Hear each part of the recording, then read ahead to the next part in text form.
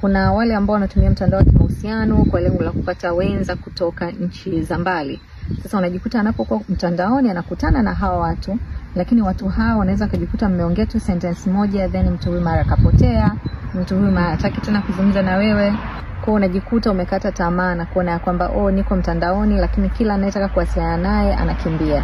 Usijisikie vibaya kabisa. Ni sawa na wewe ambaye umeamua kuingia pale kutafuta mwenza wa nchi za mbali. Atakapokuja mtu wa kutoka nchi yako na anataka kuwasiliana na wewe, obvious na wewe pia utamwanmatch, utamkimbia, kwa sababu lengo lako kuu ni kupata mtu kutoka nchi ya mbali. Kwa hata wao pia na wenyewe mipango yao kwamba anataka mtu labda ambaye anaishi jirani na yeye anakoishi.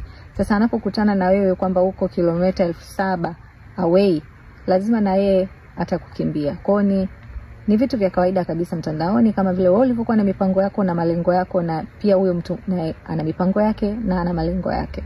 Kwa ni swala la kurespect na kuendelea kufocus bila kukata tamaa.